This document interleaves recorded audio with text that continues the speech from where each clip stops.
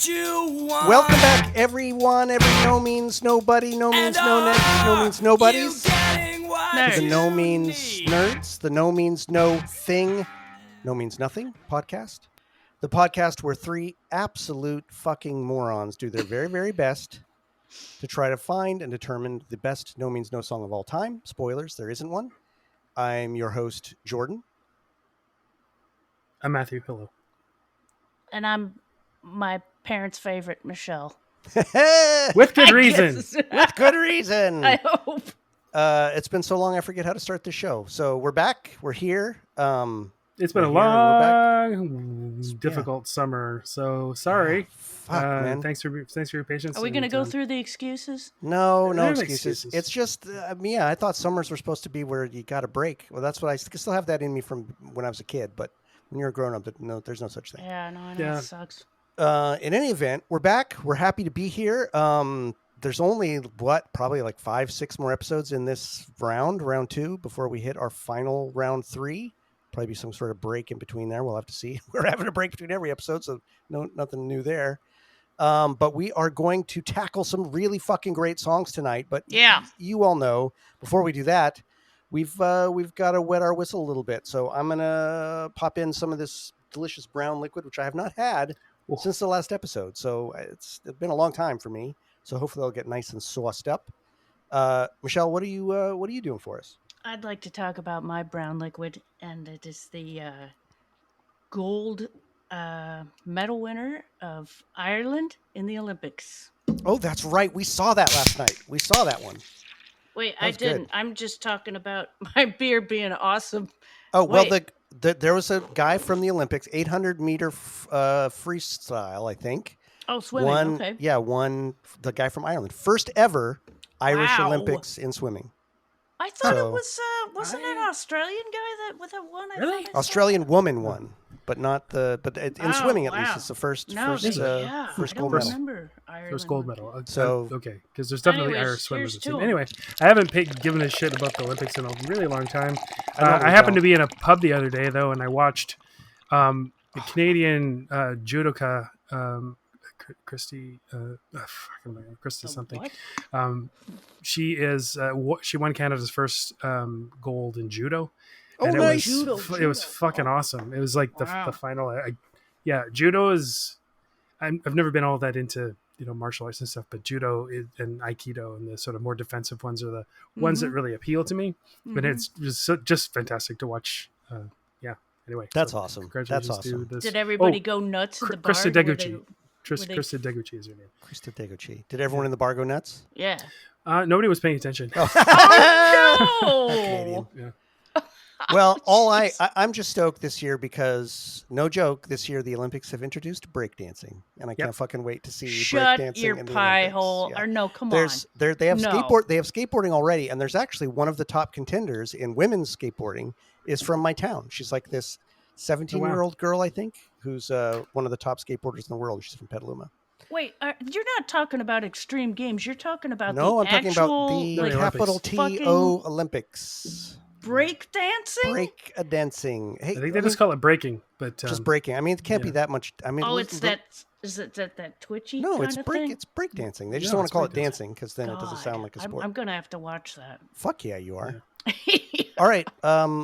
We have our two usual boring shit. Matthew, what have you got for us today? I've had this for a while, and this goes out to Kenny McNabb and some of our special listeners from the northern part of the island of Great Britain. I have made in Scotland from Girders Iron Brew.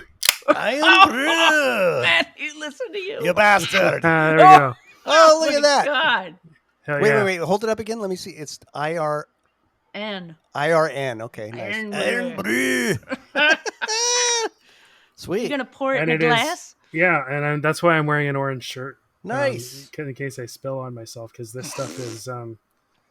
Oh, yeah, I want to see it when you put what? Actually orange?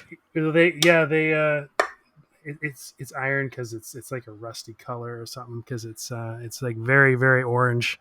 Nice. Wow. It almost looks like you're just shining an orange light through it, but I don't think you are. Are you going to be peeing that out later in that color?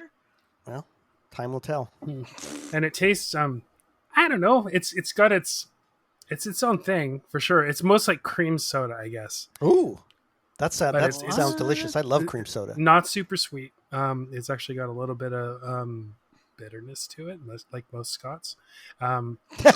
So yeah, is it a non-alcoholic drink or is no, it's just a soft drink. Okay, it's the most nice. popular soft drink in Scotland apparently, and their whole marketing campaign about it is how Scottish it is.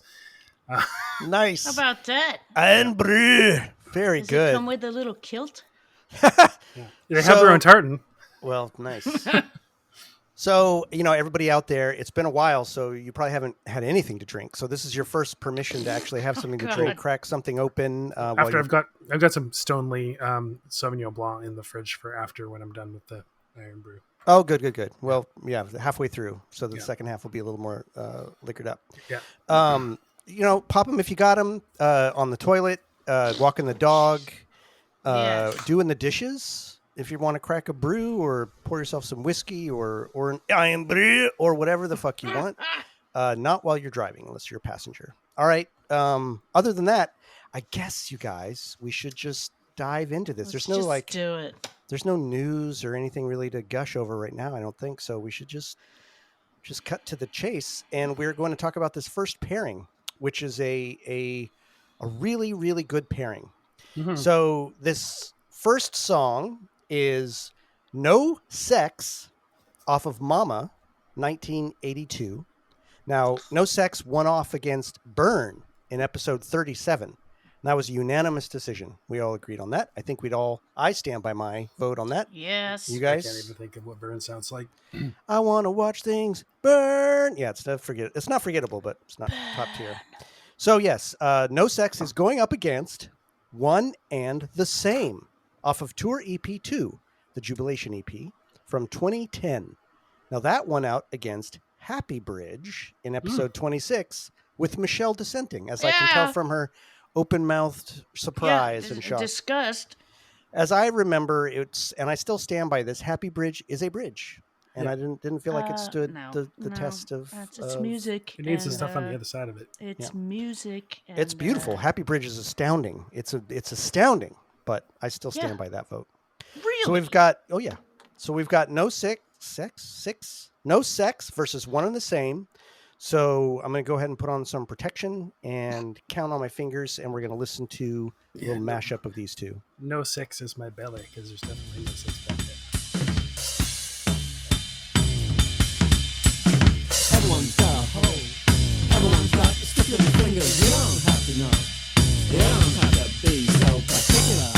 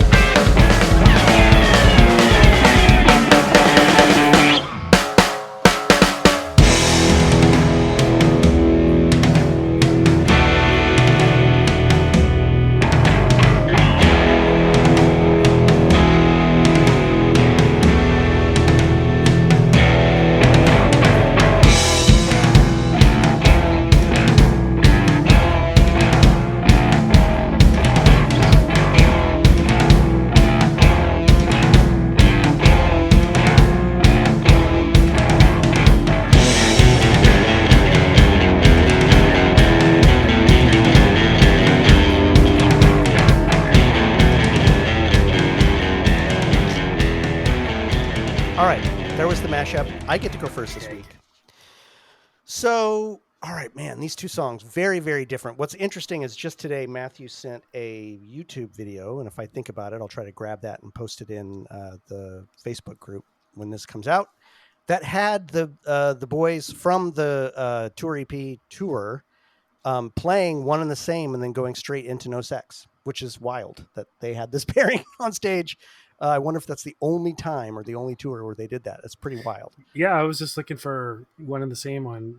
I didn't have it handy. It's on my phone, but I didn't have it handy, and I just trying to find it on YouTube. And that was one of the only places I could find it. So, and there it is. In No Sex already, so they're combined in some metaphysical sense. That's right. Exactly. Sense. Well, I think they are sort of combined in a metaphysical sense. Maybe I'll get into that a little bit, but they're definitely brackets, right? We've got No Sex from the very beginning, one and the same for the very end. These are both Andy-less songs. One's guitarless entirely. They're both about the illusion. I mean, they're both about a lot of things, but they have in common the idea of the illusion of identity, the way that we live in the construct of identity, and both are sort of pointing the finger towards going beyond that. One on the level of gender, right? No sex. Right. One on the level that's far more Buddhist, just about the nature of being itself. So there's quite a journey from the one to the other. If we're thinking of maybe Rob having been the genesis of the lyrics of these, this shows, thinking along the same lines, but one and the same in a certain way is a much more mature kind of dive into that question. But No Sex has this brilliant youthful energy around that question. So both of them to me have this, they just really shine because of that. And they're really amazing sort of indications of these two eras of their life and what they were capable of, both early on and really late in their oeuvre. So No Sex, I mean, god damn this song. I continue to feel, as I did when we first covered this song, that this deserves to be the anthem for right now for a generation. Like in terms of the question of gender identity and gender issues, this song I think fucking dives into it better than anything I've heard. It's incredible the way it completely skewers the notion of gender identity, the idea that there is no sex. It's just who you want to fuck. It's just about fucking. It's not about, I mean, the lyrics in this are just, they're brilliant. They're brilliant. I think Rob is at the top of his early lyrical game in terms of his playfulness. The song's so fucking funny, but so witty. And his patter is so fast, just like the bass playing and just like the drumming. And I just think I'm not going to go line by line in this one, but because I did that the first time we covered this song, but I think there's just some of the best witty repartee that he has with himself in this fucking thing. And the character he's coming from and speaking about it is golden. I still can't believe this is from 1982. I absolutely can't believe it. And I think it's a really intelligent and ahead of its time skewer of the nature of gender and just how ridiculous our obsession is with it. And how, not only that, how early on, and this is something that you hear in The Fall and a number of songs, but how early on we are so defined by these things that are just told to us and shown to us, and that they're not inherent, that it's not something that came from within. And that anything that does come from within, we're asked to shove down and block off, cut away. And certainly in 1982, there was no room, at least out and about, for expressing, a reaction against gender. Hell, you couldn't even really be gay at that point, let alone questioning your gender identity. And yet they just flat out fucking lay it all on the table. Get out the scalpel, cut it open, and say, look at this shit. This is bullshit. Fuck you. Yeah. And how it was determined, your role was determined by others. Exactly. Yeah, exactly. By these things that you are shown, by these things that you are told, right? Like that sign means no penis may apply, right? Like, sorry, you got to stay out. That's just how it fucking is. But in the end, I absolutely love, like, everyone's got a hole. Everyone's got a stiff little finger. They don't have to know. You don't have to be so particular, right? It's just this sort of like pulling the kid aside and being like, "Hey, kid, don't fucking worry about it, man." Like, Well, it's just, I wouldn't pull any kids aside. Not a kid aside. That was the wrong word, but like questioning teen to a questioning teen, right? Like not nasty old man pulling the teen aside. Candy. So musically, this song, fucking hell, what a brilliant example of how the bass and the drums, clearly, of course, great example of how the bass and the drums together alone can make an entirely full song along with Rob's words.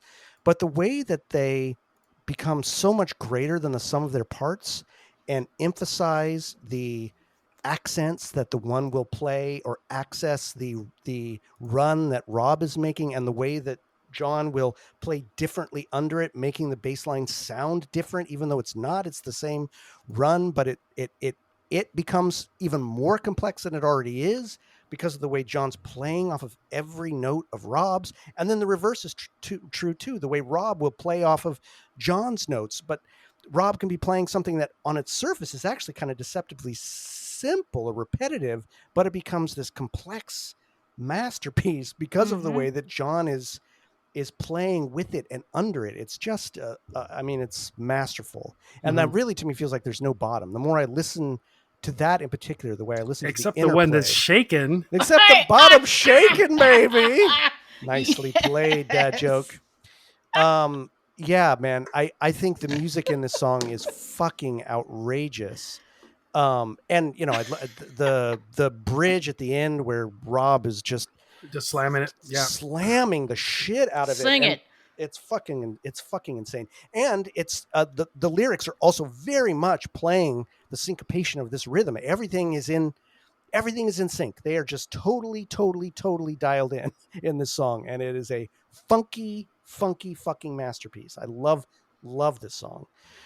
One and the Same is much more deliberate. It's much more plotting. John's drumming is incredible in this song. It's incredibly well recorded. I think Rob's playing is very simple, but it's what it needs to be for this song. Rob is making a statement here. He's not trying to do anything gymnastics. He's not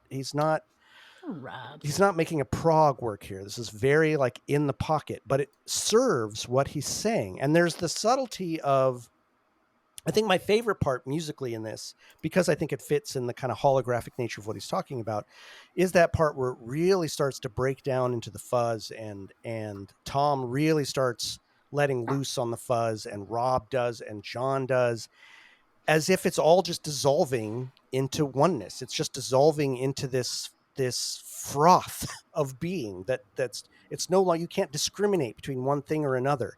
And then there are these bass tones that come in like bells that just kind of like ring like bells, that are the only thing you can discern out of this sea of oneness. And that's what Rob is talking about in the song. He's trying to hammer your ability or hammer on your ability to only see the world in dichotomies, in opposites, in pairs, and instead try to show you that between those things is the only thing that's true, which is the one thing that exists because there are two things that define it. And he keeps talking about these in all these really, really incredible ways. And to have the music break down to this part that can't be discerned anymore, where there is no bass, guitar, or drum line, it's just a sea of sound, is brilliant. And then it all comes roaring back out just into that percussive bass line in this really, really, really neat way.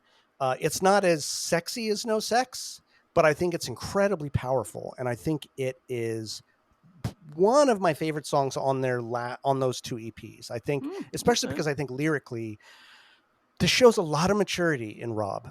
There are some absolutely brilliant lines in this that we've had to decipher. I know, Matthew, you and I went back and forth last time we did this, trying to figure out some of these lines, because Rob, now I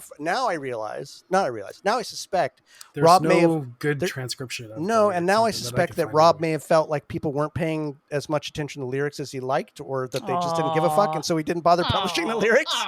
Right? Which is like, God damn it, Rob. Well, he knows now, though.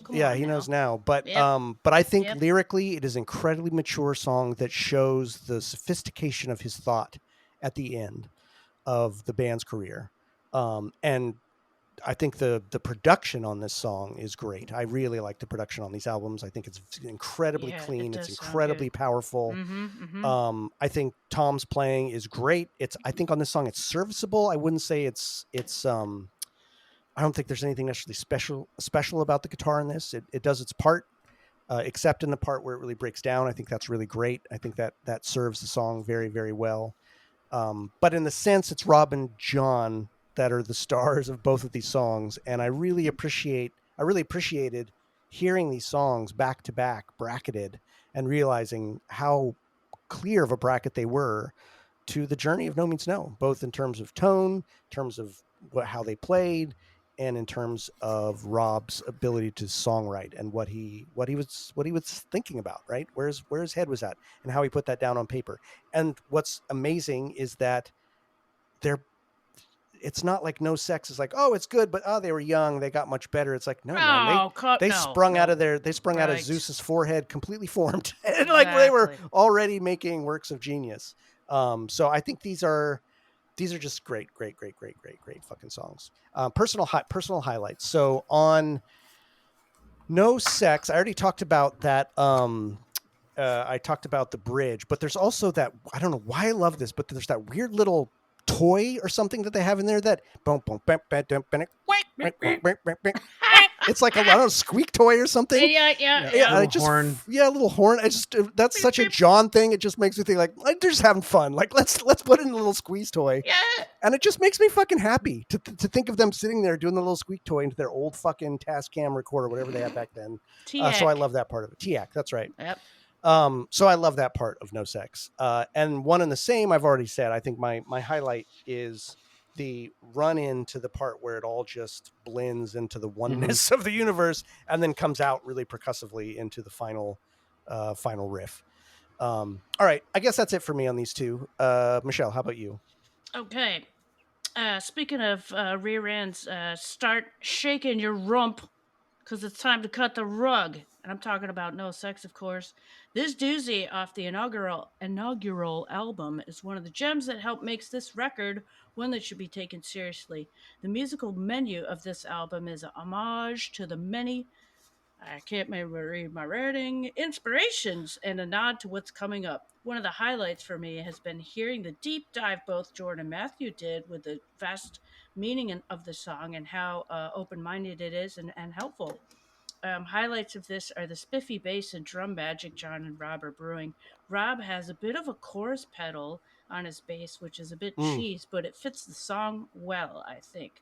There's some cheesy UFO keyboards in here too, and just like you thought, Jordan, do I hear a silly like squeeze horn, like clown thing? Do I hear that? I think I do. A precursor to junk, I would say. It's probably a box of toys that came back out. Yep. If I had to try and find something I maybe didn't like, I'd say it's a bit dry. But it's probably because everything is so high up, including Rob's voice, for Christ's sakes. I'm hoping you know what I mean by the dry. Stupid cool song that deserves to move ahead in the battle, and I'm happy to be a fan of it. One and the same, man, I am so unfamiliar with this one, but it's a great tune. Rob's bass tone is especially farty, and I love it. Sometimes it seems a bit choppy between the verse and the chorus, but overall it's a decent piece. This could have been one where Tom could have gone a little bit more abstract, but he's such a melodic guy, so I'll let him do his thing. John's got some great drumming in this too, and he really can fill up a room and use everything in his kit. The very end is super cool with the fucking flying saucer shit. Did you hear the flying saucers? Yeah, that's the part I'm talking about. That part, the big weird. They're flying saucers. There you go. Yeah, that's what I'm calling them. Nice. Yeah. Non-human intelligences. Yep. Okay, I think that's my thing till. All right, till round two. Matthew. Yep. So they do have a similarity. Jordan, you mentioned they are about difference and sameness, but No Sex is very much about sort of lamenting the pointlessness and sort of talking about the tyranny of these really, really arbitrary categories that you just get thrust into, whether you like it or not. But there's a little bit of a sort of powerlessness. I'm going to be over here doing my thing while society, whatever. And then one of the same, it's like, I guess it's maybe more powerful, more accepting of that whole concept, like that we're just one and the same. It really doesn't matter. And while, No Sex was really ahead of its time in being about, gender identity. But the more I think about it and the more I sort of look at it, like, I wonder whether, the more I learn about Rob too, having spoken to him and having read the book, and is it a trans anthem, or is it really more just that he is the kind of guy that doesn't think that sort of thing is anybody else's business? Oh, for sure. It's not a trans anthem. He didn't intend it as that. 100% not. Yeah. But it works because it's asking the same question, right? Like however you get to that answer, he's asking the question. But yeah, you're 100% right on that. Exactly. So No Sex, super, super catchy. Obviously, I think maybe more than any song I can think of off the jump that it was written for an audience, right? For people to this jump is for around shaking to. your butt. Yep. Yeah. Whereas One of the Same, I don't think was written for with other people in mind as much. Although I didn't actually watch that. YouTube video to see how it plays how they live. played live and everything like that. But yeah, One of the Same. I mean, it has great bones. It's a great structure. It's very much a Rob song.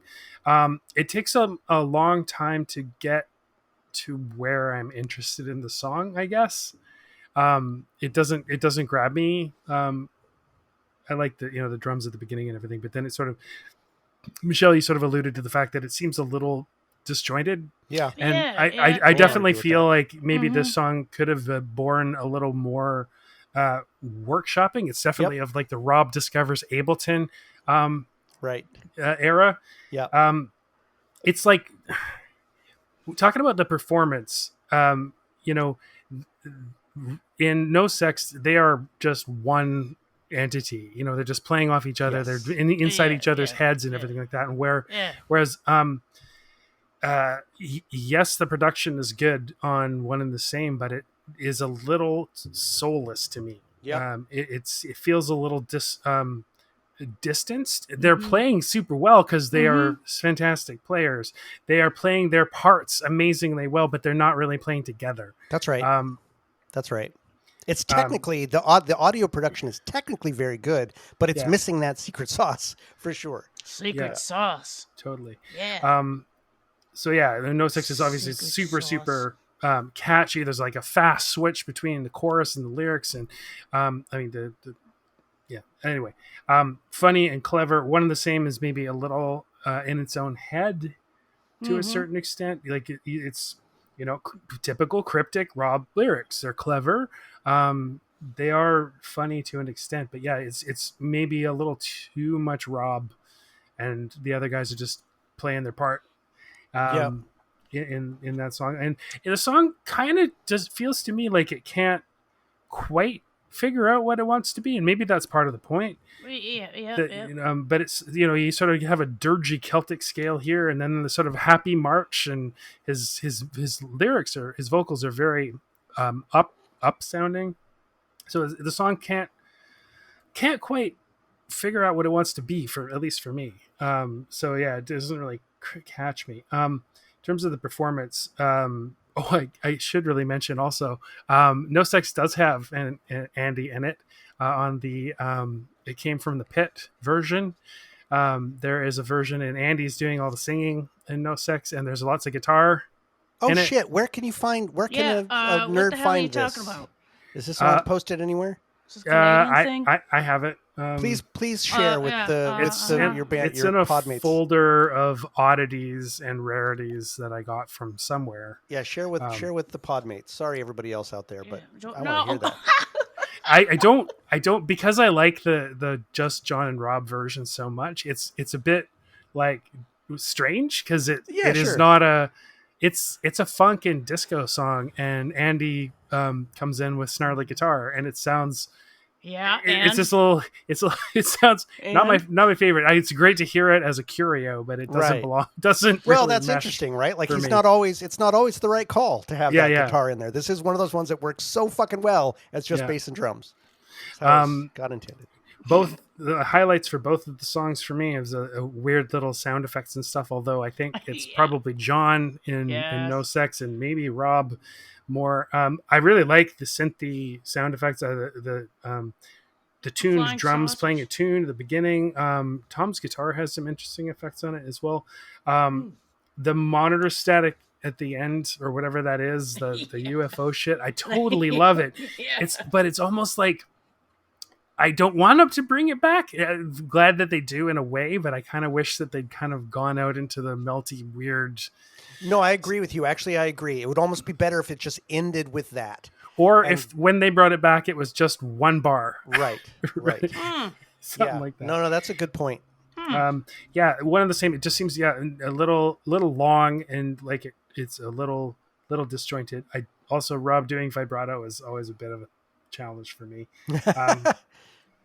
But in terms of the structure and the lyrics, the structure of the song matching with the lyrics, it's both of them have a super great great structure, a lot of thought to it.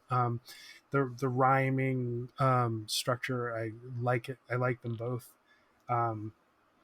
But No Sex is I just maybe more concise, maybe more workshopped. Who knows?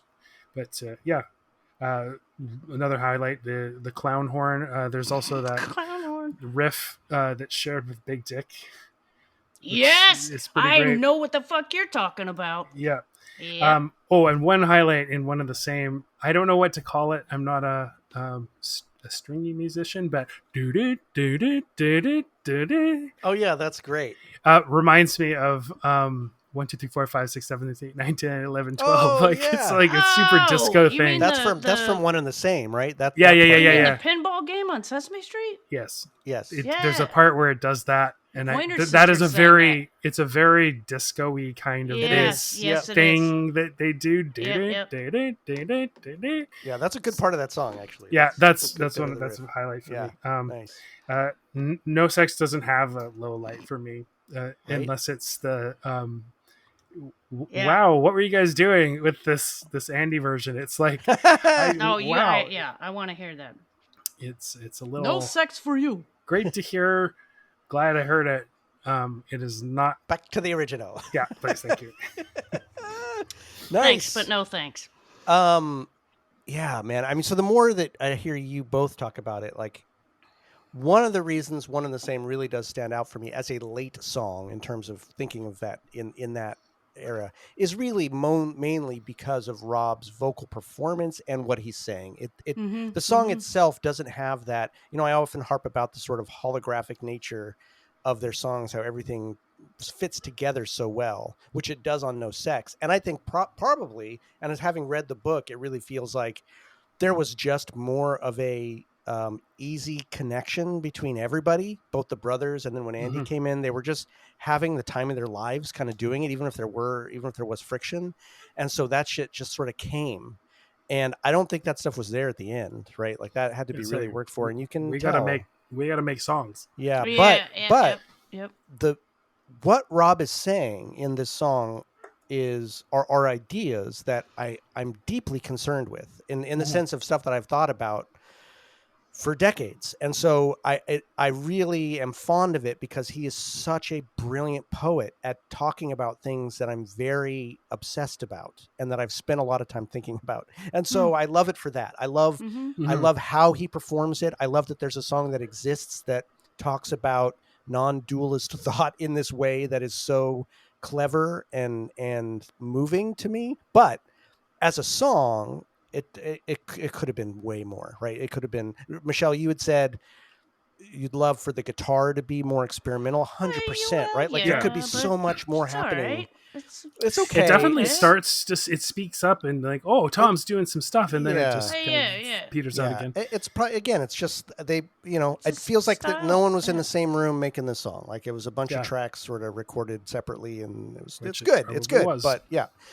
but no sex. I mean, so in terms of representative as a whole, I think no sex is very representative. No means no. It's fucking super fun. It's funky as shit. It's the two of them playing off each other in that way that makes you go, when you explain to people, yeah, they're brothers. They go, oh well, okay, I get it. Like fucking hell, Wow, but these two people playing this way they're together, like telepathic. They're telepathic. that's what I mean. It's just Yeah. it's insane how Fucking tight mental. they are. And it's got all of the humor. It's got all of the erudition. It's got these, like really pointed questions about identity and the nature of identity and our place in society. All the fucking things that are no means no staples. It is all of it's there in spades. I think No Sex is a absolutely representative song. One and the Same kind of is in a different way. I mean, it's one of Rob's. I don't think it's a Rob epic, right? Like it's not that kind of song. So I don't know if it's representative as a whole. That'd be hard to say. I don't know that any of those songs at the end of their period are really that representative. They kind of are, but maybe they're missing a little something that makes them as representative. Which is hard to say because I don't think people give those songs enough shrift. But yeah, I don't know that I'd say it's that representative. I don't think it coheses itself together enough to be called representative of No Means No as a whole, because one of the things I feel like is so representative of them is how cohesive their songs can be. And this one kind of misses that mark a little bit. So would I recommend these to newbies? No Sex, 1,000,000 times, 100 times. Like this song, you could play to anybody. I think this is not a hardcore song that's going to chase people off. This song, just fucking put this on a dance mix, put this on at a party. I have done that. Yeah, sit someone down. What I love about this is that I actually feel like there's a lot of different situations you could use this song. People could not pay attention to the song and still really love it. People could sit down with headphones and pay attention to it and really love it. You could be having a conversation with someone, have it in the background, and they'd really love it. Like it kind of works in all scenarios. This is kind of a top tier newbie song in that sense. One and the Same, I wouldn't say so. I don't. It's not interesting enough musically to be doing much for someone behind the scenes. I think in order to really grok this or really let it move you, you have to be really sitting there and listening to what it's saying, probably. And that takes a lot of work. And if I'm gonna introduce a newbie to a song like that with No Means No, it's not gonna be this one. There are other songs that are very much like that, but this would not be the top one. So no, I wouldn't say I'd introduce this to a newbie at all in any way. Yeah, I guess that's it for me for round two. Michelle, how about you? Okay, round two. Is this representative No Sex? Hell yes.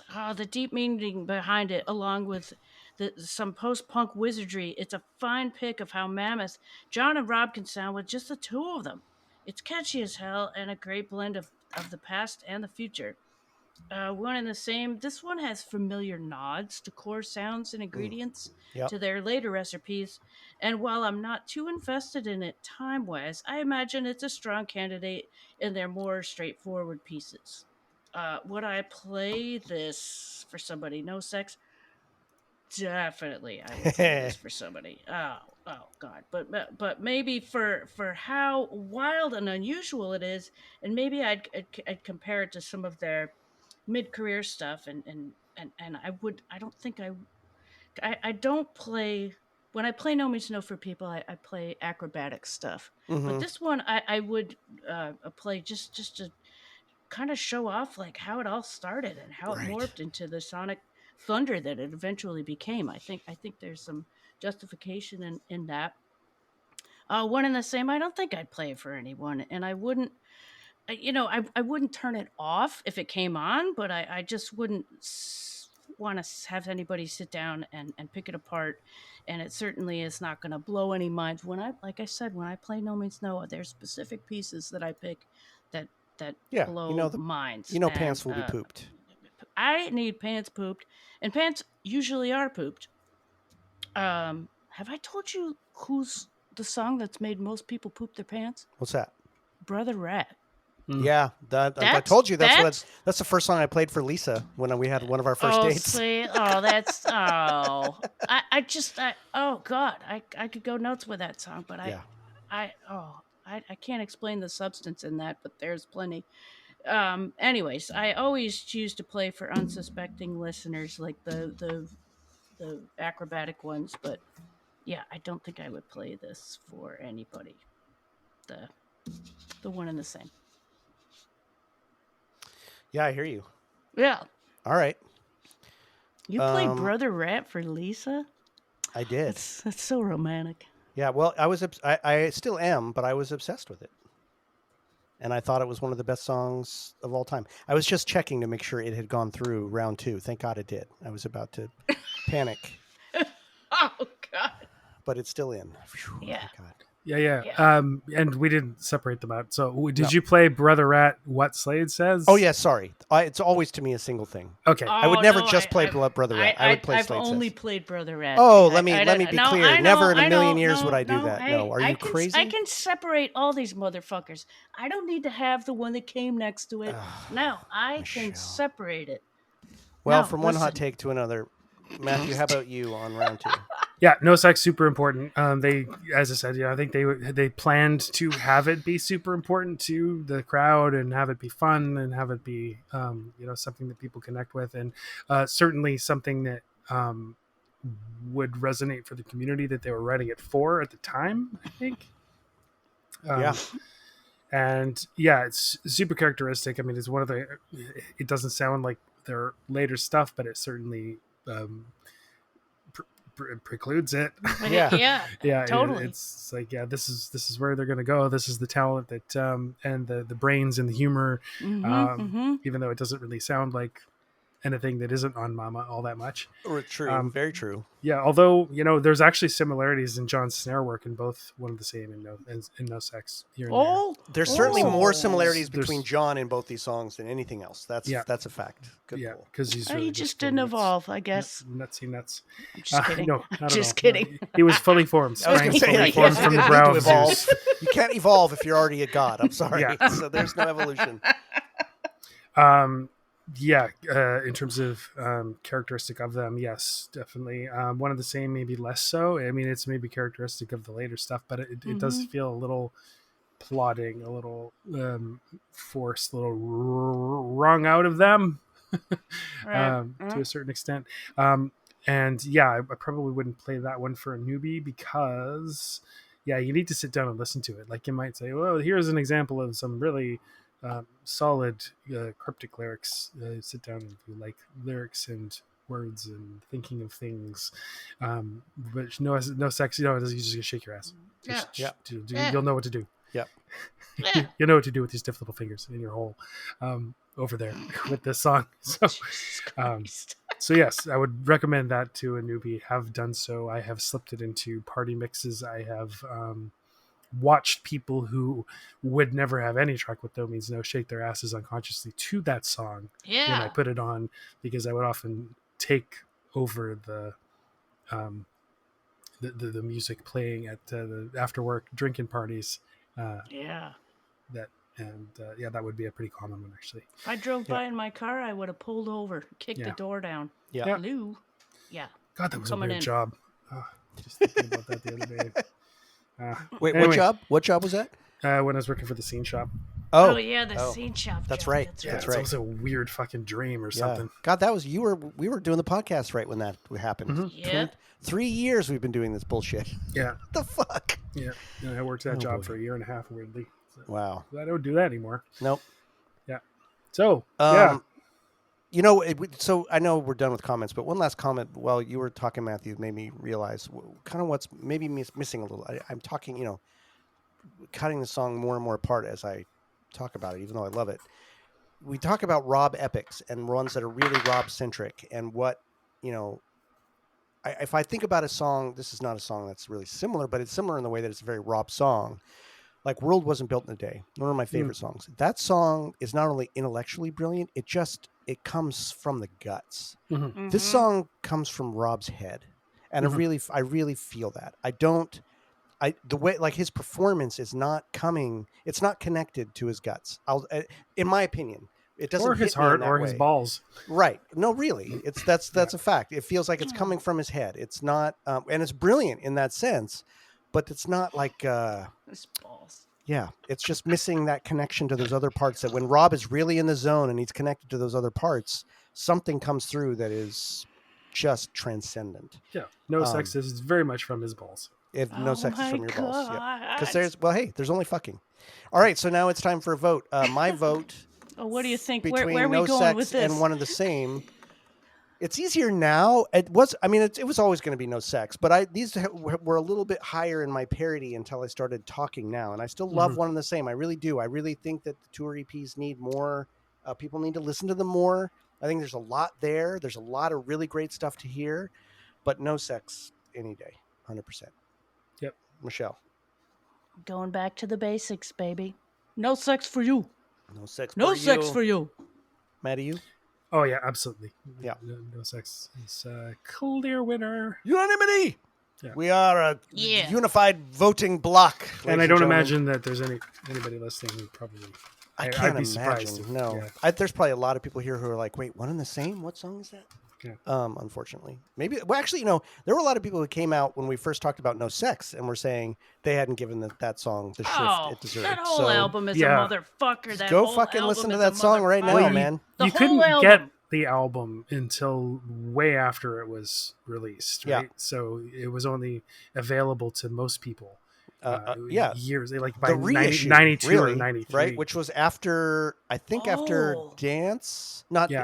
It was either after Dance or after Worldhood is when the Mama reissue came out. I think it was earlier than that, but yeah, maybe Worldhood was it somewhere around there? That's when I first got it, and I remember walking in. I remember walking in the exact record store I was at, is down in the Castro, and looking at it and going like, "Fucking hell, new No Means No, great!" and putting it on and going like, "This is not new. This is an old one," and then being blown away like, "Oh shit, it's an old one. Listen to this shit." Yeah. I've said before, I only had access to it when I went to the radio station. You had a real one. You had a real one, didn't you? You had the OG. Yeah. He had one with a raised thingy on the front. All right, It was all fucked up though. No sex. Still apparently, 500. No sex apparently is in line to get fucked, so that's great. And one and the same apparently is walking the walk of shame. Sorry, one and the same. So we're now going to turn to a listener submission. Ladies and gentlemen, I'm going to make a plea before Matty tells you where you can find all of our socials and makes his plea.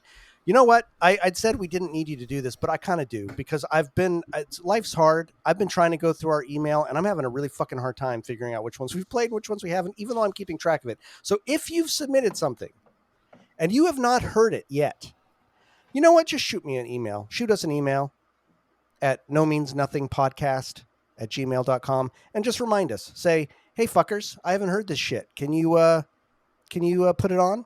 Because it would help me to go back and find it. I'm trying to find them anyway. As a matter of fact, today I found it's so very not personal. If it's not at all. No, we want to play all of them.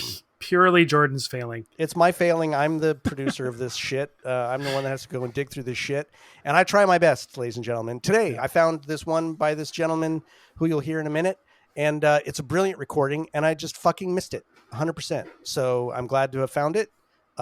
If you sent something, we will play it or read it. Right? They've all been great. So Matthew, why don't you give us a little plug for that? For sure. I'm bad at social media. I'm even worse now that I've really gone away from Facebook. You guys might have noticed I'm just kind of not there anymore, and so I apologize. There's people I wish that this podcast wasn't so bound up with Facebook. Because whatever, I just kind of lost the plot, and I'm off doing other stuff most of the time. So it's nothing personal, but we will get around to getting our needle back in the groove, and it would very much help us to do that if you send us your submissions. Tell us your No Means No origin story, what No Means No means to you. If you have a personal anecdote that has to do with No Means No, that would be great. And we will definitely play that. Please send that stuff to, or anything else, anything you, how mad you are at us for not releasing an episode for 2 months. Right? Yeah, whatever. Just reach out.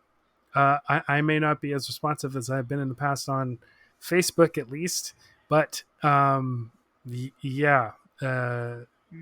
Means Nothing podcast@gmail.com. Please do send those things in. You can write it in. Tell us if you wish which one of us you'd like to read it. We can read it, or you not me. We'll help you with your technical questions if you have any idea or have any idea how to send a video. It's very easy. Not video, audio track of you reading your own thing. Generally pretty easy these days. Everybody has a powerful supercomputer in their pocket with We're happy to see you. These production capabilities that are probably right by your butt or balls. It's a lot of balls. Or other genitals. Yeah. Listen, Indeed. We're in the no sex era. Come on. True. Any True. genitals will do. Well, Everyone's everybody got a has hole. it. Everyone's got a hole. Everyone's got a butt, that's for sure. Oh, God. So yeah, send us that stuff, and like I say, I'm sorry, not sorry for not being around Facebook as much. Yeah, we've all kind of fallen off. I intend to sort of be on there a little bit more, at least in our group. The only reason I go on Facebook anymore is either for that group or my theater company. And that's it. Period. End of story. Yeah. All right, so we're going to go ahead and hear a wonderful recording sent in by Peter Lemon. And one thing I'd like to say before we start this is we sort of stepped on the what is usually one of my favorite parts of the episode, which is Michelle opening the Guinness and me getting to have a little mini sexual experience orgasm, from hearing it. yeah. But fortunately, Mr. Lemon will help us out on that by giving us a nice little can opening right here in the beginning of his Oh my God. his recording. So without further preamble, here's Mr. Peter Lemon. Thank you, sir.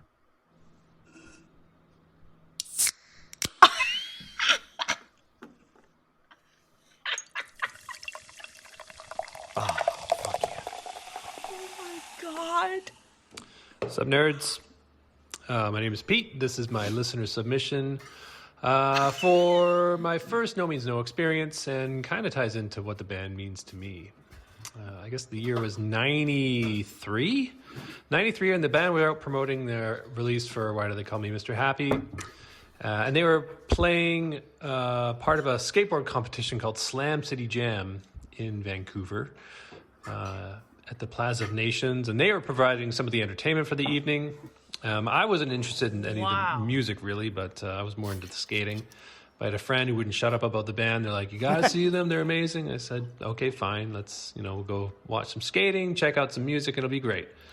And I remember, sort of midday walking through the crowd, and I see this dude wearing this long black leather trench coat with a Charleston Chiefs jersey underneath. Oh my and God. he had this smirk on his face, he was kind of in the zone. And I was like, check out the vibe on this guy. Sure enough, I would later discover that was Rob. Anyway, day goes on. A couple other bands hit the stage. There was the Cadillac Tramps and Tank Hog as well. But they played way too long, and so they kind of got into the curfew. So by the time No Means No took the stage, they only got to play 4 songs. But it was enough.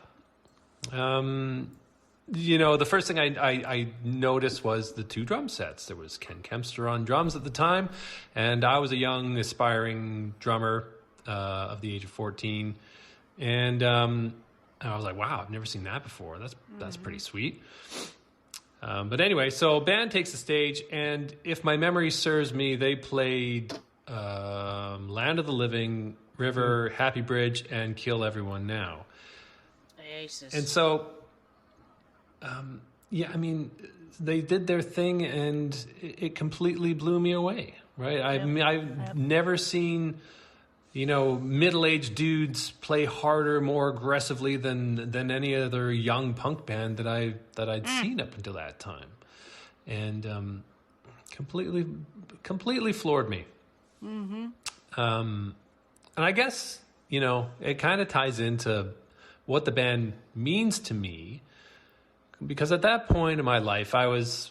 I had everything mapped out for me. It seemed like, I was under the impression that you finish school, you go to post-secondary, you start a family, and you get to buy a house and blah, blah, blah. Mm-hmm. And it never occurred to me that you could stand in front of 1,000 people and scream, kill everyone now, and have it be a positive experience. That was absurd. And it was profound and totally awesome. And so after that night, I immediately dove into their catalog and pretty much submersed myself in it. And I think that, the more I listened to their music, the more I became aware of, the world around me and my surroundings. And in turn, I learned a lot about myself. Mm-hmm. And I think that's so incredibly valuable. And I don't think another band will have the same impact on me as much as they did. Preach. At a young age. It's pretty special, I think. So, anyway, very fortunate to have lived in the same area as them, and I saw them, I don't even know how many times, and it was always a good show. It was always fun. Another gig of note was Mr. Wrong at the Starfish Room. Fuck. That Matthew may remember. Yeah. Sort of a medium-sized club, and that was an awesome show. It came out, and he started with Who Fucked Who, and then played a bunch of other tunes. And there was one song particular that he played that can only be best described as orgasmic. Whoa. I'm pretty sure it was a song about coming. And I scoured the internet to see if I could find a B-side, a rarity, or a demo of this tune, but no, I don't think there's a recording of it that exists, unfortunately. But it was one of those Rob originals that lost in the ether. Whoa. But that's about it. I'm really looking forward to the book. That's going to be coming out soon, and there's also some Dead Bob dates that are starting to trickle in, so that's right. Pretty excited for that. So, I don't know. Good luck on the thing that you're doing, your quest. But we all know that Kill Everyone Now is the Bohemian Rhapsody of hardcore and deserves top spot in this thing that you're doing. But it's not up to me. So you do you, and all the best. Cheers. Thank you, Peter. It's fucking great, as always. Jesus Christ, these people, man. Oh, that was nicely recorded, too. That was really nicely recorded. And listeners, as you can tell how old that is, the book had yet to be released. Oh, yeah. And Dead Bob was just a thing on the horizon, whereas now the book is well behind us and a magnificent success. And there's been a bunch of Dead Bob shows. So, Peter, I hope you got to see Dead Bob. I hope you lost your fucking mind.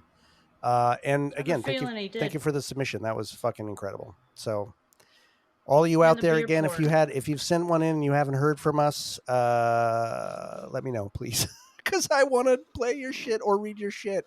You all are amazing. My favorite part of this podcast, bar none, other than getting to sit with these two glorious nerds and geek out. So now we're going to skeeter on into part 2. But before we do that, I'm going to do what I normally do, and this time maybe edit it out if I need to. Do either of my co-hosts need to tinkle before we hit round 2? Maybe a little more comfortable. Yep. Okay, Yep. let's I'm gonna pretend we I'm are gonna go and leave tinkle. about. I'm going to go tinkle, and I'm not going to forget to edit it out like I did last time. Chuck, thank you for pointing it out immediately, just so everybody knows. The morning of the last drop, it dropped, and I was like, oh, great, it's out. I get this this desperate Panic. note from Chuck going, you left in the part where you guys took a piss. I'm like, oh, shit. That's funny. Come on. Chuck's our number one fan, and he saved my ass, and I went and re-edited it and re-released it. So anyway, I'm now going to go take the piss. And we're back. I like walking through my shop. I've got like half a catio in there right now. Nice. So some nice work. Nice. It's been raining. Yeah. Kind of been. Wait, nice to be raining, but I can't actually put it in the driveway and make it any bigger right now. So you're gonna have a whole week of nice weather, I think. Ooh, nice. Like a whole week of it. That's a different word for hot. No, it's not gonna be hot. I looked at the weather. It's gonna be like mid-70s, dude. Ooh, perfect. Yeah. Perfect. All right. What is that? What's that in like normal? In Celsius, in normal, non-stupid American. Oh, yeah. 20, low 20s. Low 20s. Insert proper temperature here. It's comfortable. It's room gonna temperature be nice. is 20. So it's probably 20s. Low 20s. You can wear a t-shirt and shorts, and you're gonna feel fine. Ladies and gentlemen, we are going to dive right into part 2 here. We've got 2 really interesting songs, very contrasty, I'd say. Mm-hmm. Our first one here in the order is When Putting It All in Order Ain't Enough, off of 0 + 2 = 1 from 1991. This one against The Fall in episode 9, which I was the only dissenting vote here. I don't know. This was a tough one, right? Like both you and Matthew voted for it, and it's tough for me. I think I'd still vote for The Fall. The Fall's one of my top songs. Fucking love that song, but it's not easy. I'm not like gonna. No, I know. I'm not gonna die on a hill on that. Right. But it's When Putting in Order goes up against I've Got a Gun from Worldhood of the World as Such, 1995. That one won out against I'm an Asshole. And Jordan was again dissenting. So apparently this is the round where I was the dissenter of both of these songs. So we're gonna put these in order while I pull out my Glock and Michelle gets another beer, and we're going to hear a little mix up of these songs.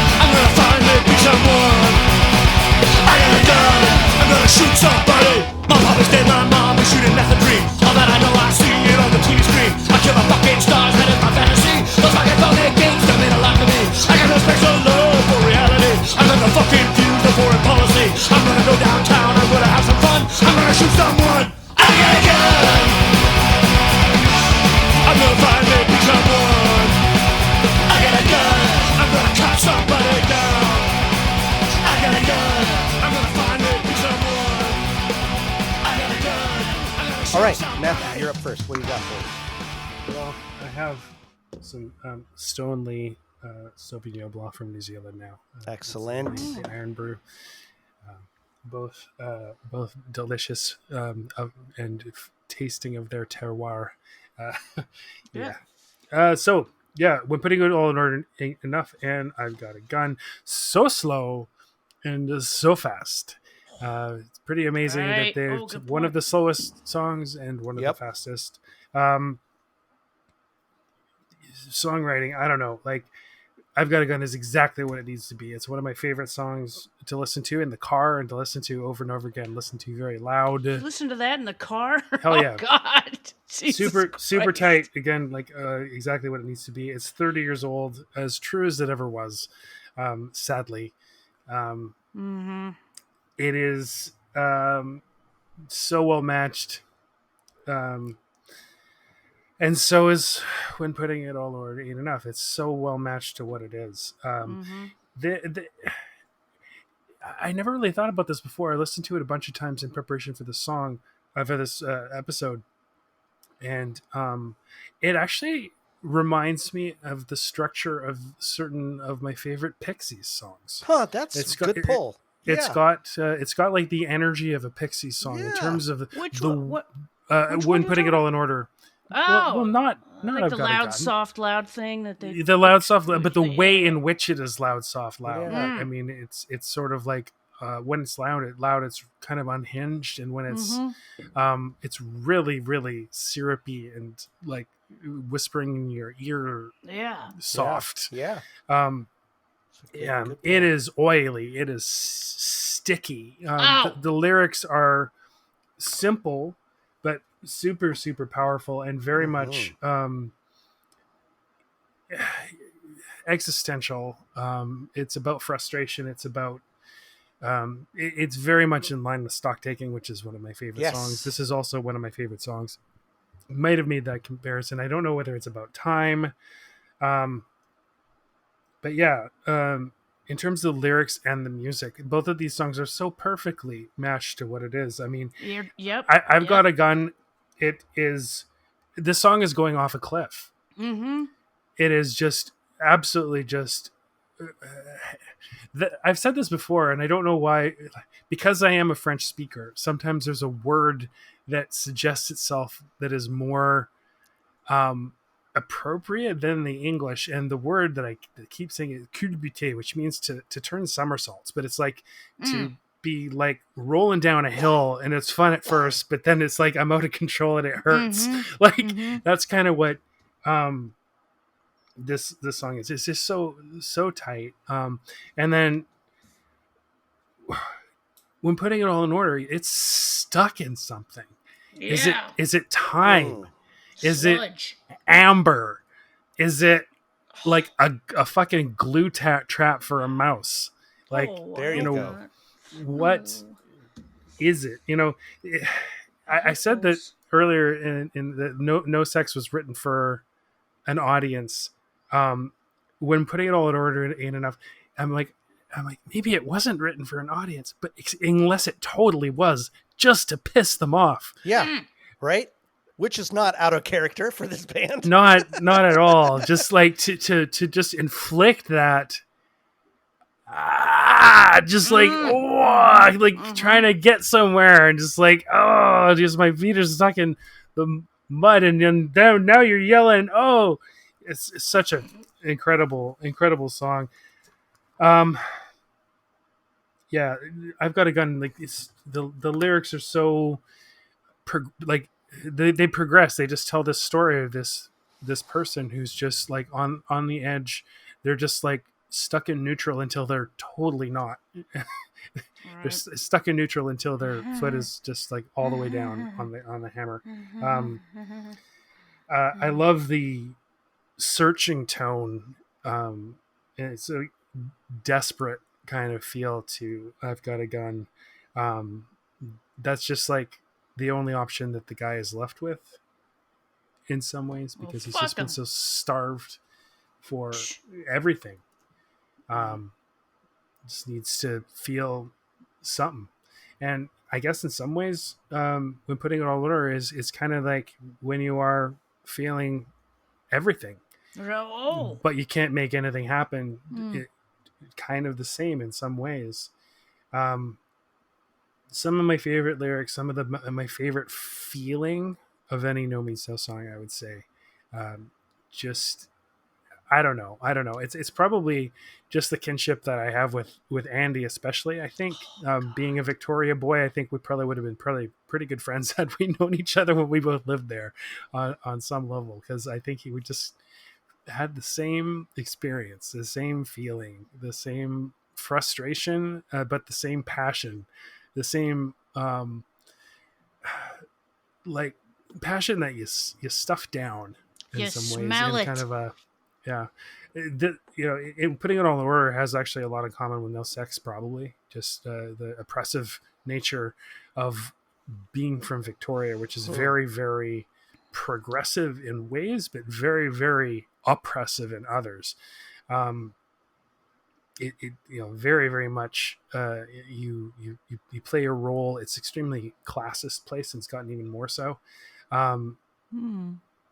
So yeah, when you lay it on the line, your dreams will stop. They've drawn you in and they'll string you up. I mean, when you do what you are expected to do, you're hung up. So you can't do. You don't want to do it. The opportunity isn't there. But maybe you do it and you're stuck anyway. So you're stuck this way, you're stuck that way. So all in a word, stuck. Fuck. Yeah. And my favorite thing, and maybe my favorite word uttered in any Nomizo song, is that fuck at the end. So because good. it isn't. Oh. It isn't angry. Oh. No. It isn't even just frustrated. So good. It's like it's No. it's there's resignation, there's frustration, there's also curiosity. It's a letdown. It's like, it's a letdown. what way am I fucked now? Yeah, Like, curiosity that's and fascinating. a tinge of humor at looking at your own situation, right? Yeah, like a little distance of like, oh fuck, right? Like, yeah, it's so good. Yeah, So my favorite things is that the way he says ought. Yes. Yeah. So the ought and the snot are my favorite things in this song. The low light, the only low light that I can think of is that when I listen to it as an MP3, it cuts the fuck off ever so. It's not a great thing. No. You need to listen to the whole album. And again, it's just one of those second side on 0 + 2 = 1 where you really need all the songs together. They all run into each other. They're all thematically related. Yes, especially the album's second half. Yeah. So yeah, these are two. They're so different, but I love them they're really passionately in different ways. And while you might think that I've Got a Gun is a little trite or a little bit obvious, it's not a song that you'd think a Canadian would write, being that we don't have that same sort of issue. God, here it we comes. do, but we don't, and we kind of are afraid of it, and we watch, as I've probably said something similar, like I love my American friends. I don't know how you guys do it. I don't mean to be like supercilious about it, but like we sit on this side of the border and just look, and it's like, what the fuck are you doing? Duh. You should be so much better. Yes. You're so awesome. Why do you let this happen? My rights. Yeah.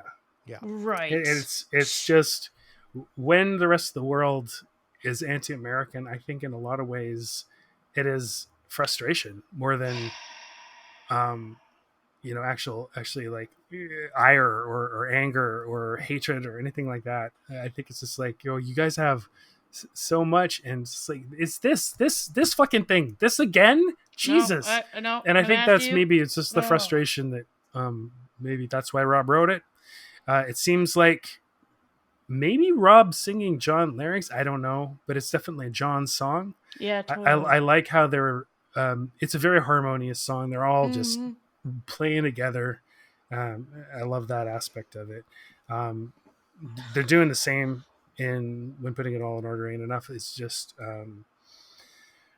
I think I Got a Gun might be more obviously tight, but putting it all in order is incredibly tight too. It's just not a kind of tightness that most people understand or appreciate because it is just so slimy. Yeah.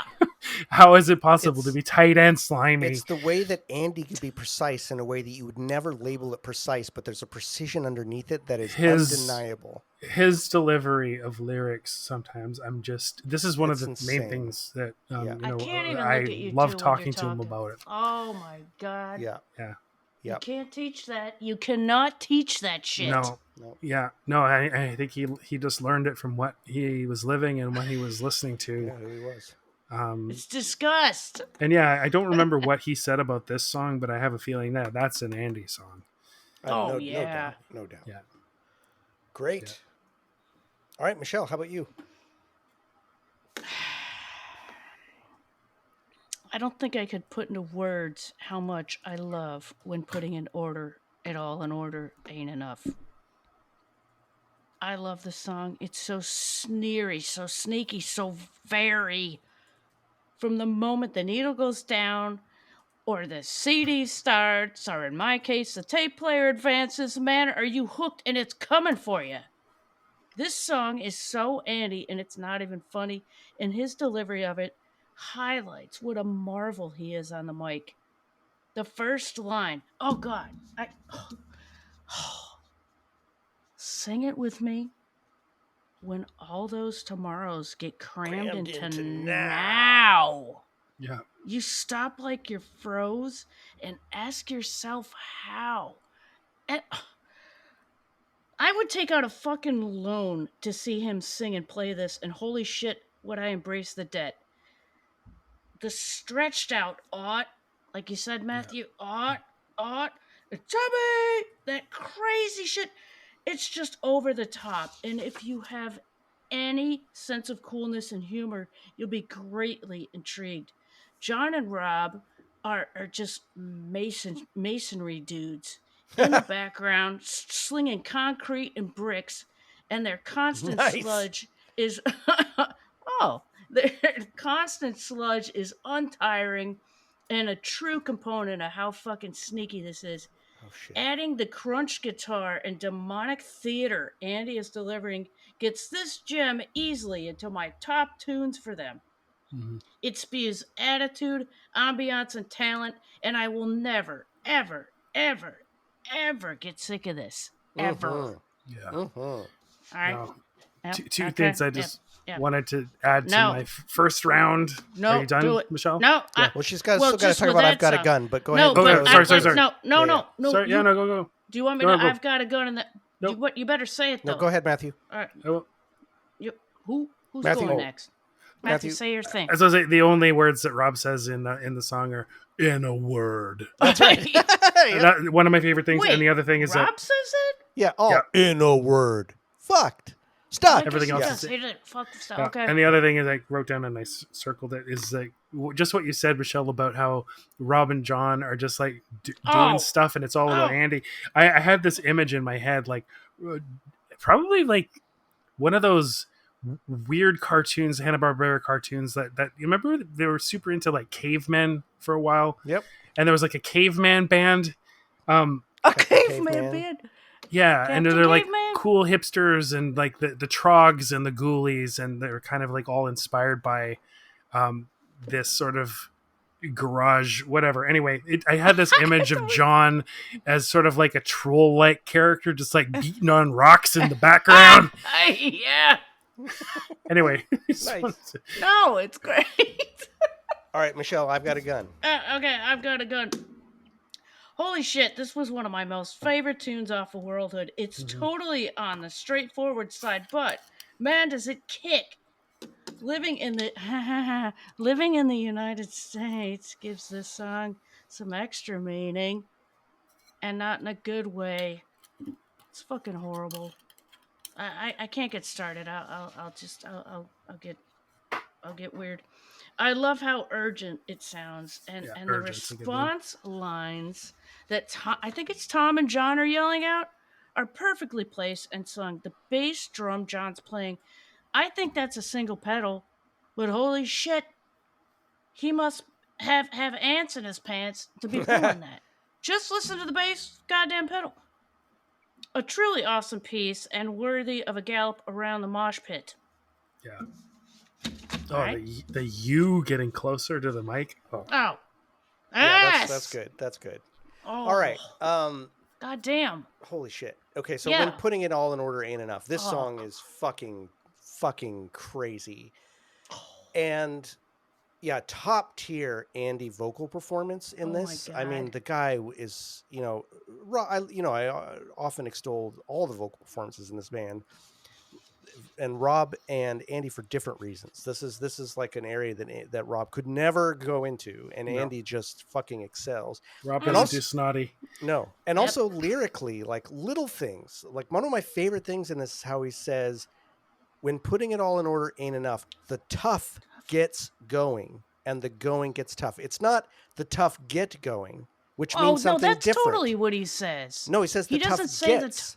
the tough gets going, He put which an is S different. on the end of it? Yes, Yeah. Oh. because it's different. That means that what's great about this is to say that the tough get going is the stereotypical. That's the phrase. That's the truism. I think you're right. That's You're the right. plot. It is But an what S. he's saying It's is got like an S. what he's saying is like no. When that moment hits and shit really falls apart, and suddenly Yeah. all the plans or all the sucks. days that you've put off, everything that you've been like, okay, well tomorrow, these are my plans. When it's man has finally been let fucking down. here, when you're finally fucking here, it's like, fuck no, that Yeah. feeling. We've all been in that feeling, and this song encapsulates that so well. So That good. feeling of being in the moment of everything. I'm not even going to say crashing down. It's like everything narrowing to this fine point. It's a letdown. That's just suffocating. That's Yep. just this song like makes me feel like I'm in the smallest syrupy box that I can't fucking get out of, and it's claustrophobic, and it's brilliant. It is so fucking good. Word. And this is the kind of punk that you don't hear after Andy. This is that sort of angular experimental punk sound that is absent after Andy. And while I'm not one of the people that is a before Andy, after Andy truther in the sense of like No Means No wasn't as good afterwards, I do lament. Hard to argue they're not different though. They're 100% different. I do It's a lament. fourth instrument. His voice is a fourth instrument. It's not just the voice. It's the guitar in this. It's his songwriting. Like Yep. this just is not extant anymore. And this song is such a great example of that. It's such a great example of his wit, his intelligence, the way that he puts like the vocal performances we've just beat into the ground here is there's acting in it. But it's acting connected to something real, right? Like this is shit Yep. Andy really felt on some level, right? Just like stock taking or any of the rest. Okay. This is shit expression, exactly. This is shit we've all felt. This song really draws a bead on a really common, probably too common human experience, especially as one is maybe in one's late youth, as the realities of approaching like the like your 30s or something like that start crashing down. You're like, what the fuck? Holy shit, this is it. And that all in a word, stuck. Fuck, that is just absolutely brilliant. And that middle section of when the guitar real and the bass and the drums really go into the it's such a release, but not a joyful release. It's a release like down into like it's oppressive. It's being it's super oppressive, and it's just adjacent to something that's kind of silly and dissonant. And it's someone taking my face and pushing it into the grinder, right? Like and it just really feels like my face is inches from the buzzsaw when he's doing that. And I just and the fact that this song goes into the night nothing became everything is brilliant in that sense. That's such a great release. God. But this, the way that this song so brilliantly encapsulates, to me, it's all like it's not all in those lines, but it's so telling that the changing of and No Means No does this all over the place, but the changing of a platitude with one S being moved from one word to another, not just changing the meaning of it, but changing the meaning of it to make it more true, to make it like, no, this is actually the experience. Fuck what they're saying. The tough get going. No, it's the tough gets going. So that's what really fucking happens. And that to me is so powerful and yet such a subtle fucking thing that you may not even notice. I mean, Michelle, you hadn't even right? It didn't even really like, you didn't know that's what it was doing. I it's think a fine I distinction. Did, but it's a fine, and that's not a comment on it, but it's a fine distinction. But those fine distinctions are what make it, right? Like but I'm thinking about how he's singing that part, the tough go. And that part is like that's ping pong balls. The way that the I didn't even want to call it a melody. The way that he's playing with the vocal riff is it's unparalleled. It's so odd and so disconcerting, and yet just fucking incredible. This song is I don't know, man. It's definitely top tier. We gotta end it right here. This is it. This is the one. It's not, but it's incredible. But it's, I mean, maybe for some it could be. I'm not going to argue that. This song is, it's Contender. again, this is a song Be a that contender. nobody else could do this. There's just Nope. no other Nope. band could do this. Nope. Yeah, I need to listen to the Pixies a little more and find out what it is about it that reminds me. Yeah, I think that's a good pull. Oh, Frank Black And is then a we genius. go into I've Got a Gun, which so it's the music in this is so much fun. It's so percussive. It's so driving. It's so just I like seem to remember you didn't like this one. well, very just much. hold on. Just I hold know on. he Just didn't. hold on. It's I pop remember it. punk. Just let me talk. It's pop Huh? punk. It's got that real, like, I'm not gonna say Hanson Brothers flavor, but I'm gonna say it Hanson Brothers flavor underneath totally. it. It's very timely for then and for now, and it's my second least favorite No Means No song of all time, and I do not like it. And I wish I did. I wish I did, and I do not. I cannot make myself like this song. I kind of despise it, and I almost skip it every time I hear it. I feel like nothing interesting is said in it. I feel like these are things that are like, like you're not. This is a really serious topic that you guys could have said something really fucking amazing because your No Means No, and I'm not hearing anything that I haven't heard a million other people say a million other times about this subject. I don't feel anything. Right. I don't feel like there's anything original, and that's just me because I know I'm wrong. I'm going to admit I'm wrong about this, right? But for some reason, this song has never landed for me. It just does not land, and I just feel like I don't need, or if No Means No is going to sing, like I'll take a later period song like Our Town, which talks about a lot of this same kind of stuff. That song means a lot more to me than this one, and I think deals with it a lot more subtly and more interestingly and more broadly and more deeply. This one to me just feels like it sort of skates on the surface of the topic and doesn't really say anything to me that's interesting. So but musically, this song is incredible. This song's incredible musically. It's percussive.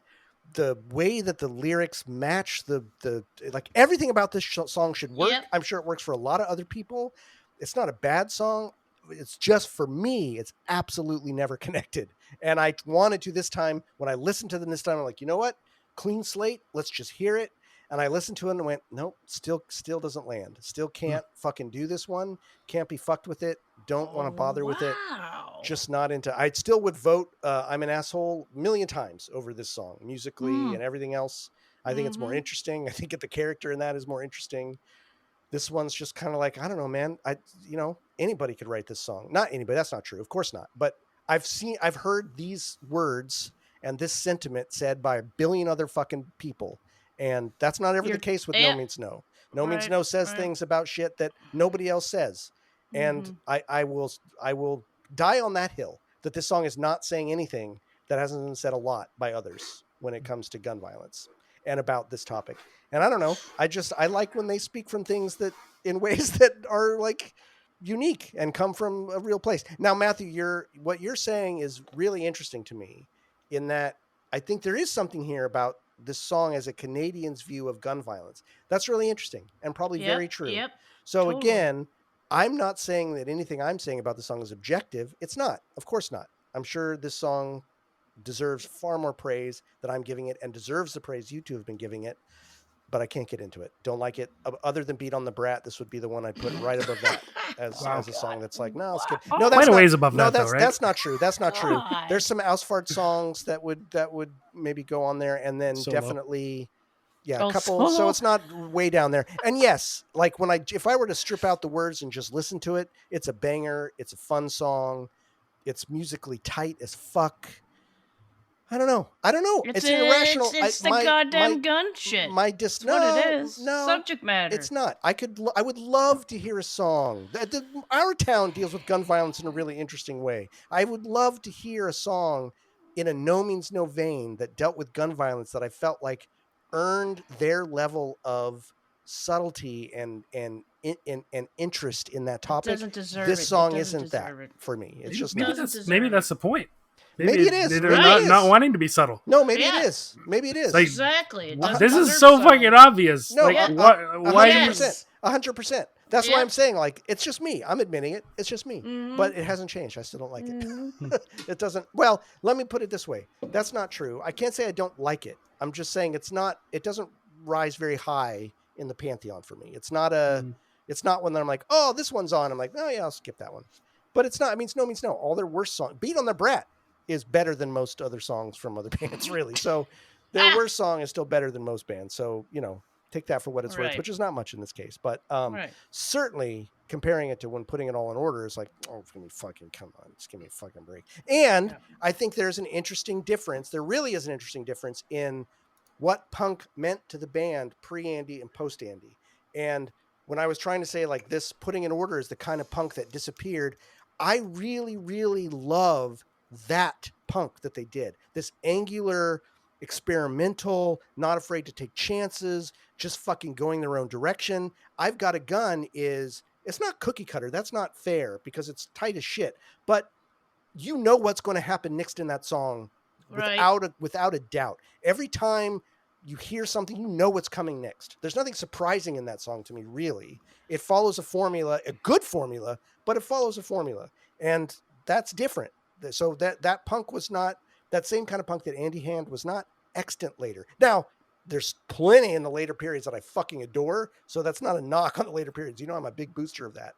But it's just a good weighing of the scales of like when they try to just really dip their balls in the punk. What's the difference? Here we go with the balls again. Well, yeah, I can't help it. Scrotum in here. It's a no sex episode. Anyway, that's enough for me because I'm sure there's a million people screaming at me through the mic, which I deserve. I want to say something like that. Do you remember Rob talking about how massive the Ramones were to him? Oh, yeah. Yeah. That's what this is, and that's why they got into that. And he's the one that introduced John to the Ramones. 100%, but this is what they lost with Andy. It is to work this is what they lost with Andy. Andy was not bringing that energy. No. Andy was like Andy was other shit. And Wire and all that Devo shit. Yeah. I'm not a Ramones guy. I appreciate them, but I'm not a Ramones guy. Like, it's not like I think they're bad. Of course not. But I don't listen to Ramones. Right. It's not my thing, right? Like, that's not where I come from in the musical world. And so that level, when it really dives down into that no means no, I appreciate it, but it doesn't get me going like the other shit they do. Right. So, and then again, purely subjective. Purely subjective. All right. So round two, Matthew. Wow. Yeah. Hot take. I know. Yeah. No, it's good. I'm just looking at the track list for World Ahead of the World. And I don't know if it's my favorite song on there, but it's top three. Fucking totally. Lost, The Jungle, fucking come on. Those are the top three.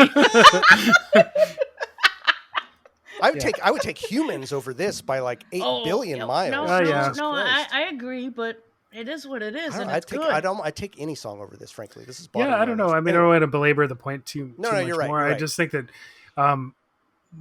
as I'm thinking, I think maybe that is the point. Maybe it is this like we're gonna make this as obvious as fucking possible because like you guys aren't fucking getting it. Yeah, right. Well, we won't, unfortunately. So it didn't work. God. It didn't work. It's like it's predictable because it's fucking predictable. Oh God, somebody help me! I don't.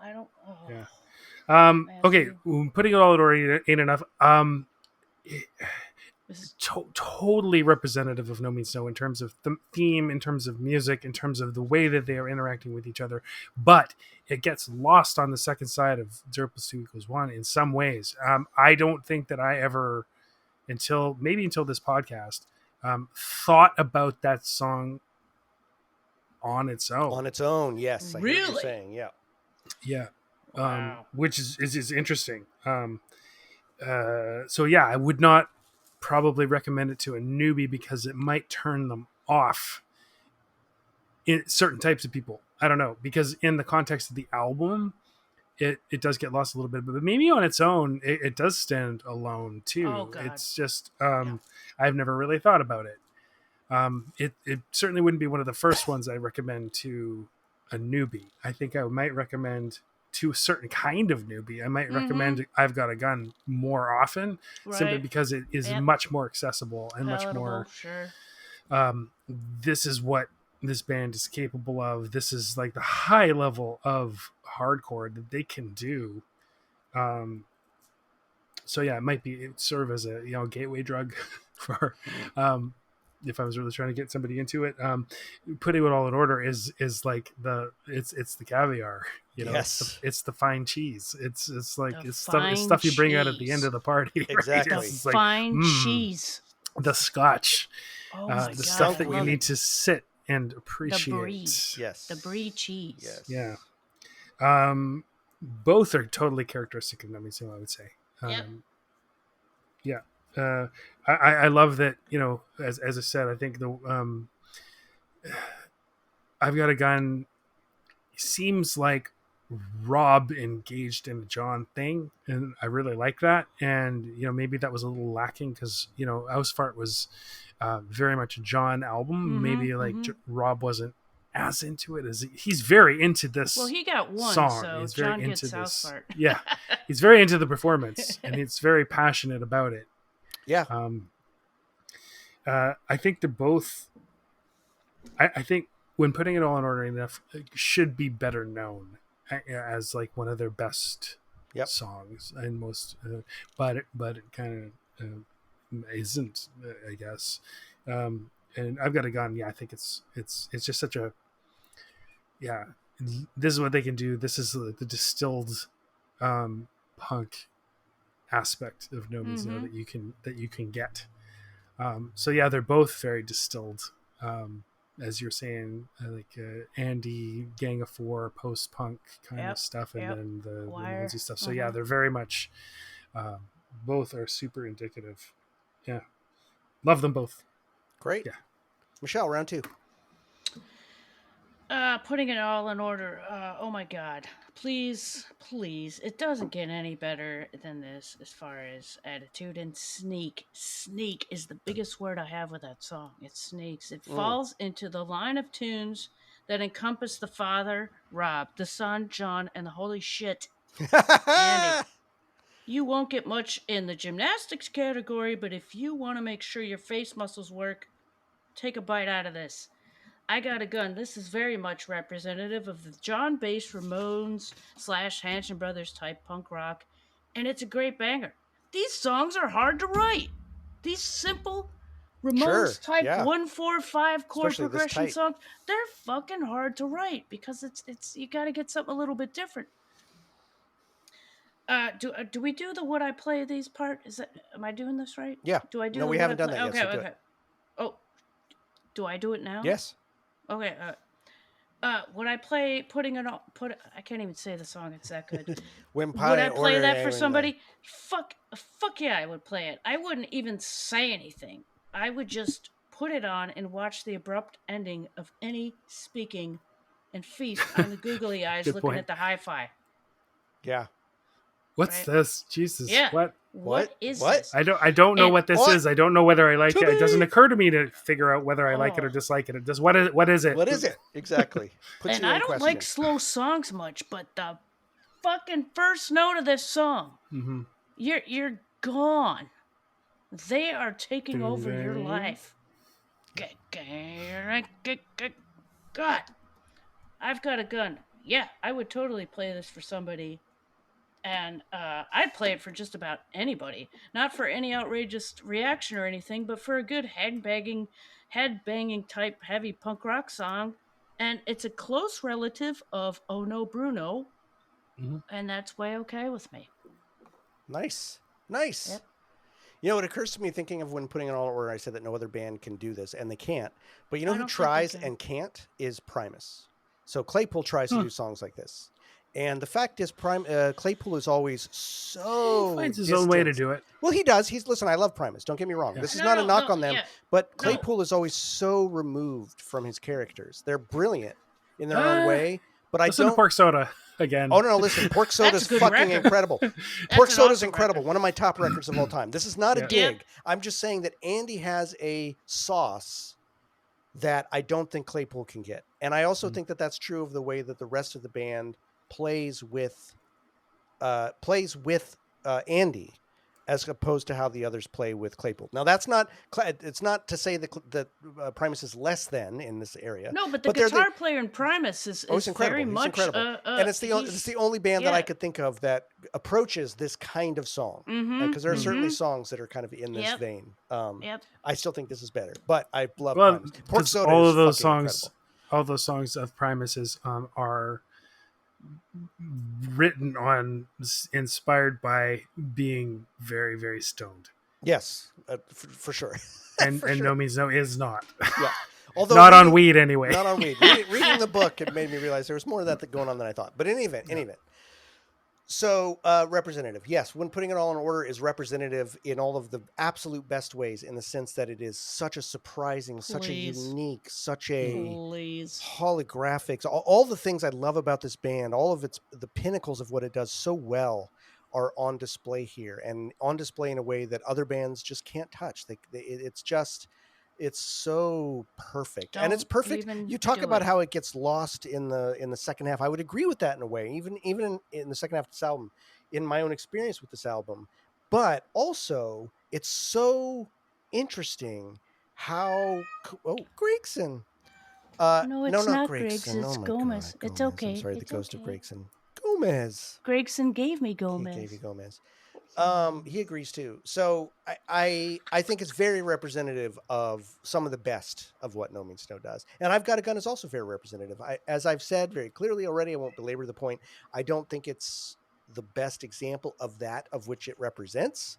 I think that percussive Ramones style punk is better served by many, many other songs. And I don't know why this one strikes me wrong. Gomez is so cute. But Matthew.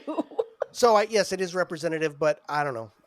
Whatever. It's not high on the list in that oeuvre of their type of songs.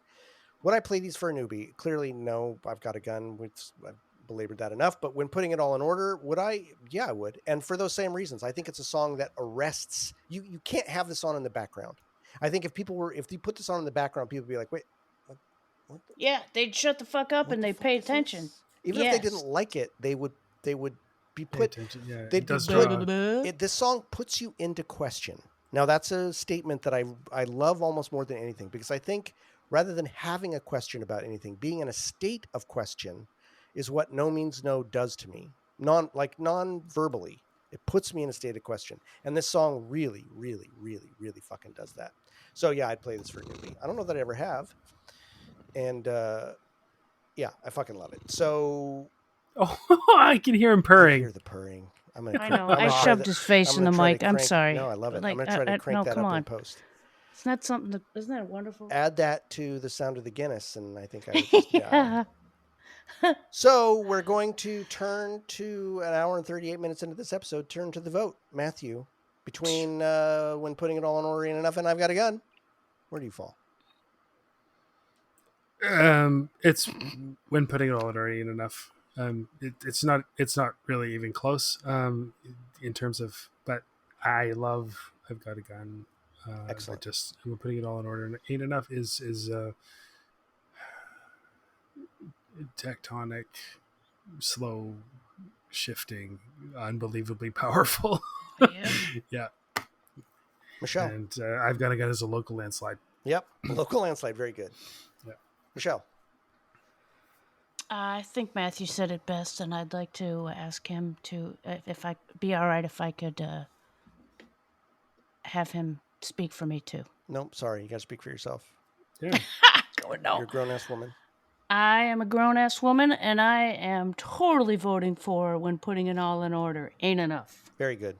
My vote probably doesn't even need to be said aloud. But before I do that, I wanted to point out, because I forgot to say this. I just was going through when Matthew, I think you asked Andy's corrections to see what he said about it. We do not. Oh, did you? We do not have one about this. He did not. Oh. He did not mention this song.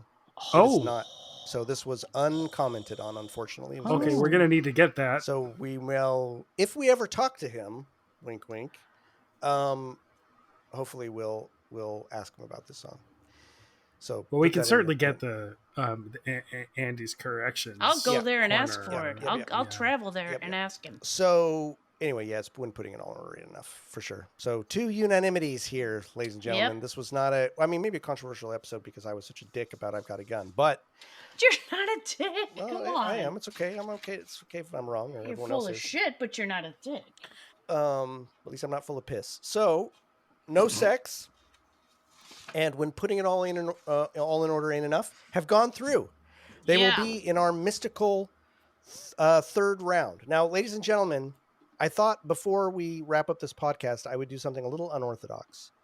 We're nearing the end of this round. We've got maybe 5 episodes left, one of which will have to be a little extra double stuffed because we're in that thing where we don't have a divisible by 4. So I'm going to quickly read out to you what's left.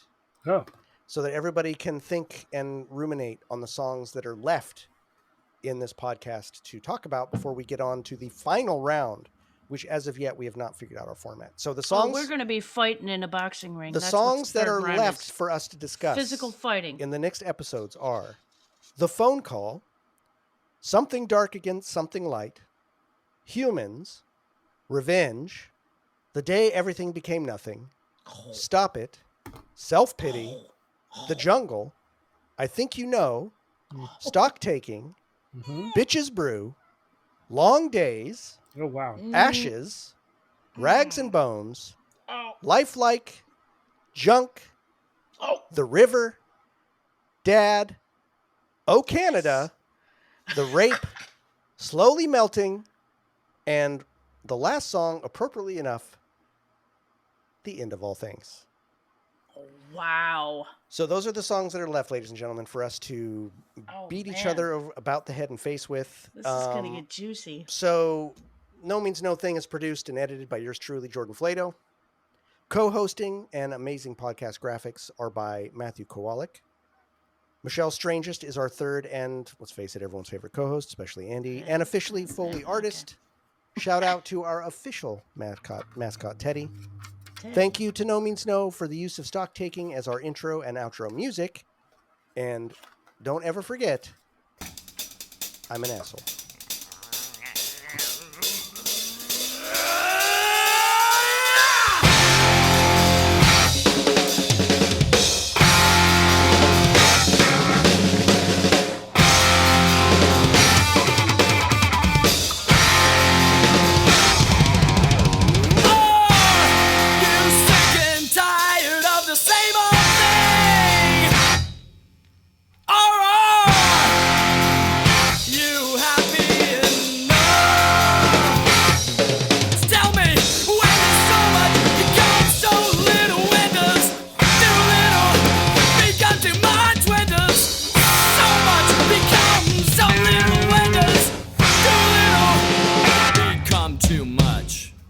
Ladies and gentlemen, here we are on the other side. We're going to last page of my pad. I need a new pad. Oh boy, you need a new pad.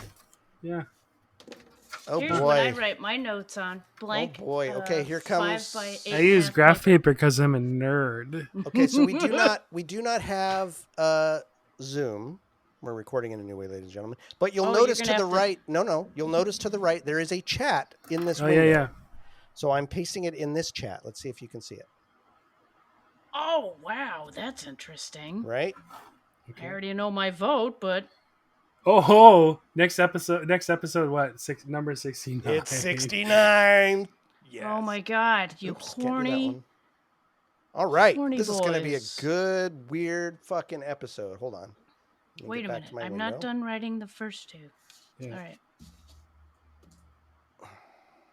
Versus... Wow. Huh. Interesting. I know. And I know I think last time we said, oh yeah, now it's the summer. We're going to record much more frequently. I don't fucking know when we'll record. Hopefully soon, but it'll be out. We'll get through this. We're not going to quit. Get it when you get it. We're not going to quit this podcast until we're done, even if it's 7 years from now. I'm not. No. Ladies and gentlemen, thank you very much. And wait. I had a big dislocation in my life in a couple different ways. It seems to be stabilizing a little bit. Mine's probably a little more around for recording. Mine's soon. not. So I'm making no such promises. My life is a tattered wave of rended sails. But here we go. Ladies and gentlemen, the last thing I just want to leave you with is to just remember to go ahead and fuck off with your scrotum.